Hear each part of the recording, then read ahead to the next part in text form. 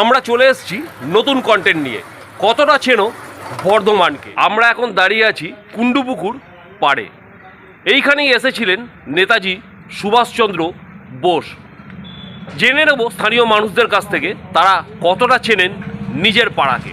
সুভাষচন্দ্র বোস এখানে এসেছিলেন, জানো কোন পাড়ায়, কোন বাড়িতে? নেতাজি সুভাষচন্দ্র বোস কুণ্ডুপুকুর পাড়ে এসেছিলেন এক বাড়িতে। কোন বাড়ি? কোন বাড়ি জানেন? দেবু সেনের বাড়ি। তোদের পাড়াতে নেতাজি সুভাষচন্দ্র বোস এসেছিলেন কোন বাড়িতে? সেন বাড়ি। তোদের পাড়ায় নেতাজি সুভাষচন্দ্র বোস এসেছিলেন কোন বাড়িতে?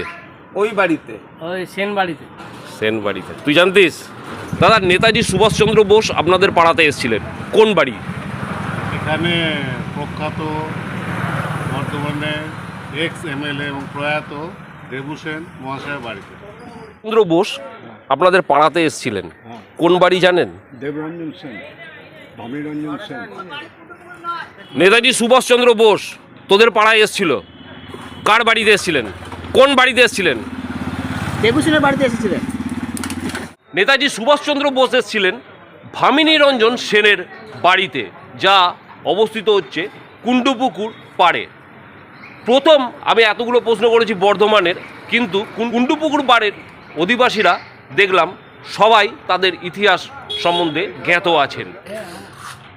এটি হচ্ছে কুণ্ডুপুকুর পাড়ের সামনেই হচ্ছে বিখ্যাত সেনবাড়ি।